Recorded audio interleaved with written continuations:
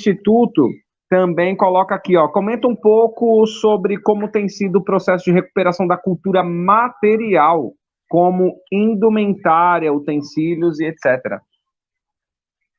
Exato.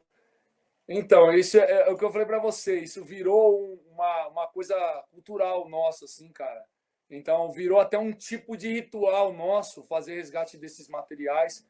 E você pode imaginar, obviamente, que a gente tem dificuldades. Claro que a gente tem muitos amigos de muitas etnias e a gente sempre dá um jeito de encontrar materiais. Então, por exemplo, penas. Eu sempre brinco, né, que eu sou professor da Rede Municipal de São Paulo há 20 anos. Eu trabalho na MF Carlos Chagas, que é da DRE de Itaquera.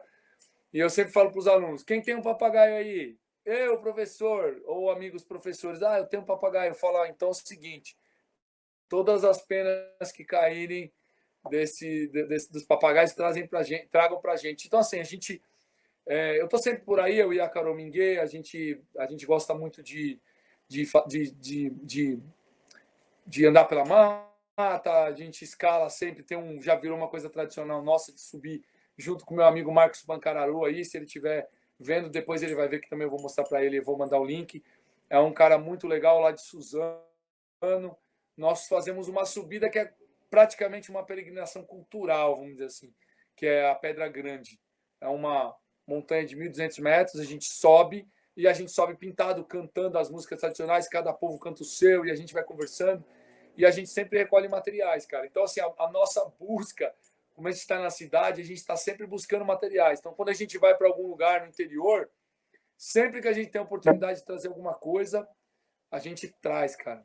E eu sou especialista em arqueologia, eu sou especialista em arqueologia experimental, que é um ramo da arqueologia que se dedica justamente a testar técnicas construtivas de diversos momentos da história. Então, isso me ajudou muito, né? Então, a gente tem feito muitas coisas legais. A gente resgatou a nossa machadinha semilunar, que é a machadinha que eu acho que você viu aquele dia lá, tá até aqui, ó. A nossa machadinha semilunar é o Beng, né? Que é um machado cerimonial. Ele é encontrado em registros arqueológicos totalmente ligados às casas subterrâneas, das quais nós também fazemos parte desse grande cultura das casas subterrâneas, né? Nós, Kaigang e Xokleng, e agora me parece que o Danilo falou que também em Minas Gerais foram encontradas algumas casas subterrâneas, que isso é uma coisa interessantíssima, porque as casas subterrâneas só existiam no sul e em São Paulo, né? Então, principalmente na divisa de São Paulo com o Paraná. Você sabe falar, os moradores mais antigos aí de São Miguel sempre falam que tinha toca de índio, ou buraco de índio, não sei se você já ouviu falar. O pessoal de Itaquera, ali no Morro do Relâmpago, você conhece ali o Morro do Relâmpago, perto da Unicastelo ali, Sim. eles sempre falavam, tinha toca de índio, os buracos de índio, que a gente entrava, encontrava cerâmica, eu conheci um senhor que ele até colecionava pontas de flecha. Então, assim, então nós fomos atrás do contexto arqueológico, dessas machadinhas, que eram machadinhas ritualísticas. Elas são encontradas em contexto arqueológico, elas não têm marcas de uso, então é isso que demonstra também que elas eram ritualísticas. E a gente tem também a história oral que fala sobre elas. E aí, cara, a gente foi atrás, vamos fazer. E aí, como a gente vai fazer? Vamos tentar o jeito tradicional? Mas o jeito tradicional... Eu tenho experiência em fazer lâminas polidas de machado, mas lâminas de uso. Lâminas que são usadas mesmo para cortar madeira e tal. Agora, uma lâmina com esse formato, que é uma coisa mais complexa, então nós discutimos e nós entendemos que era o seguinte, nós tínhamos que resgatar o Beng, porque o Beng também ela é a insígnia do chefe. O chefe Guaianá, o Kenk Guaianá, ele carrega o Beng, o machado cerimonial.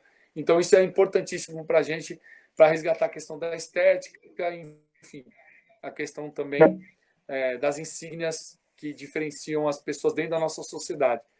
E a gente falou, então vamos fazer o seguinte, vamos encurtar o caminho.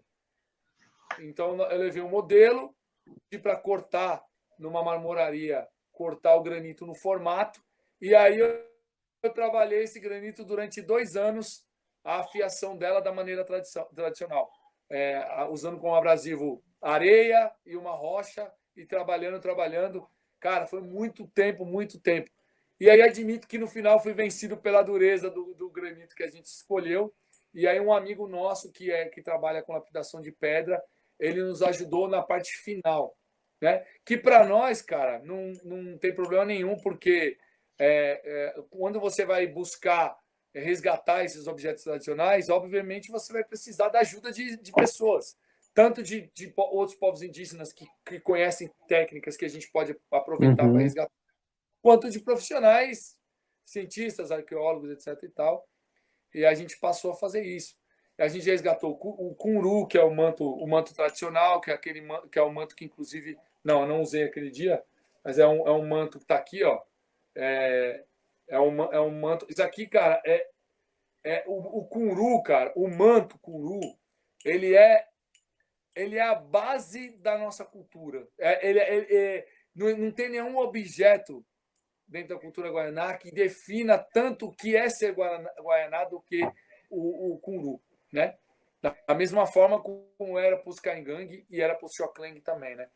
Esse manto, as pessoas são acostumadas a ver indígenas que não usam roupa, né?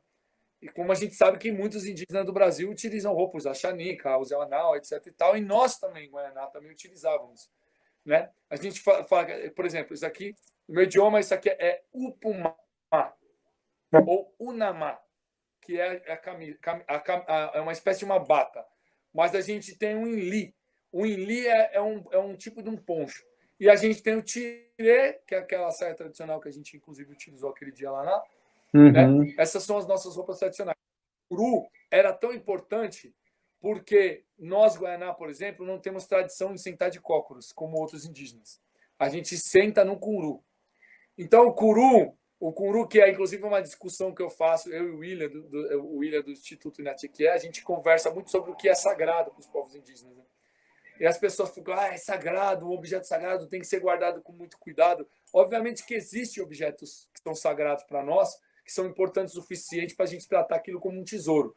Mas o curu é um dos vários exemplos de que o que faz um objeto sagrado dentro da cultura indígena é o uso.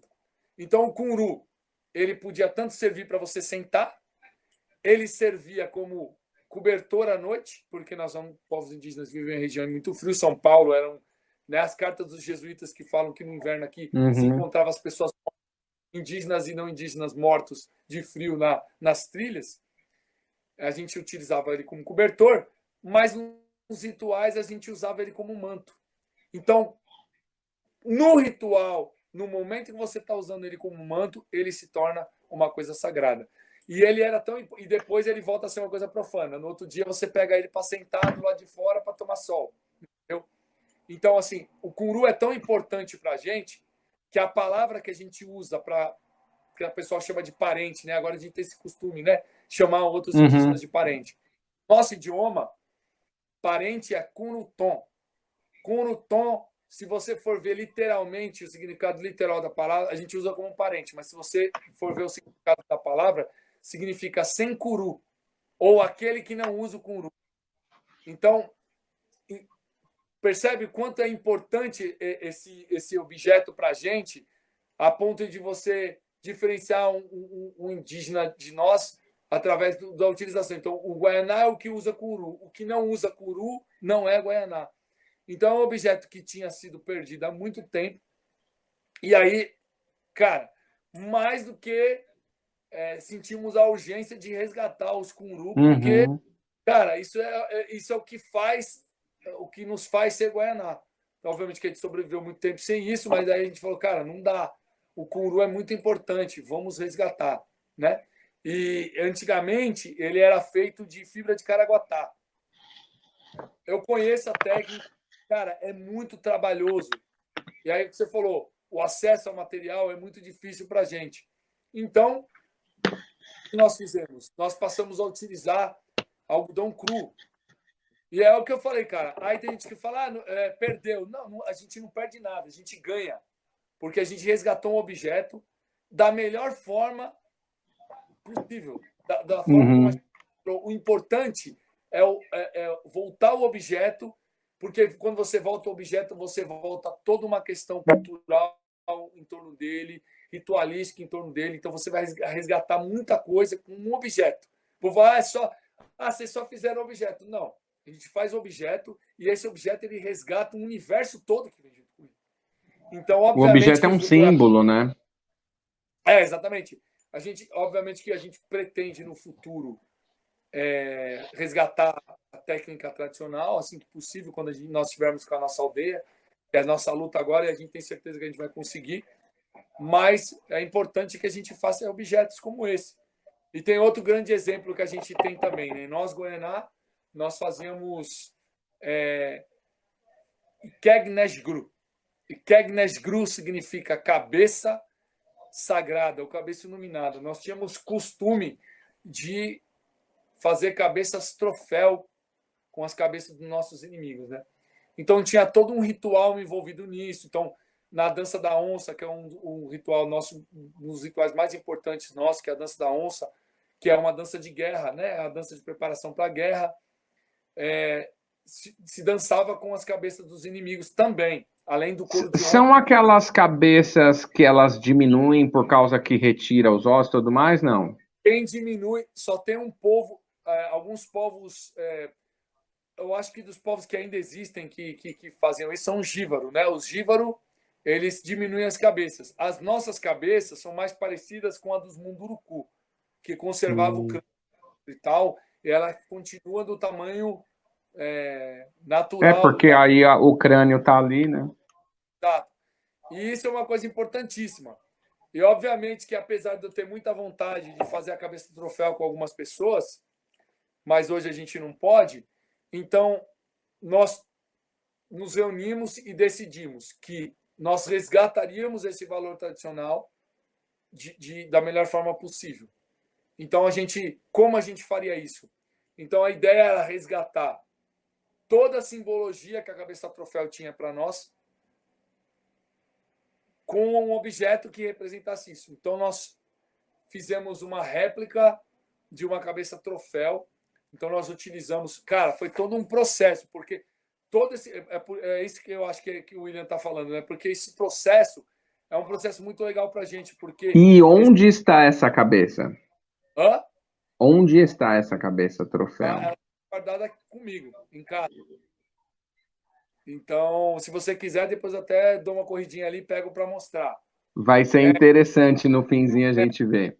Então, assim, cara, exigiu uma pesquisa muito grande. Então, nós compramos um crânio, uma réplica de crânio utilizado por estudante de medicina. É um crânio de resina que tem todas as dimensões originais de um crânio verdadeiro. E aí nós fomos aprender a trabalhar com couro para deixar ele o mais próximo possível da pele humana. Então, assim, cara, isso exigiu uma pesquisa muito grande. Nós ficamos meses e meses e meses pesquisando.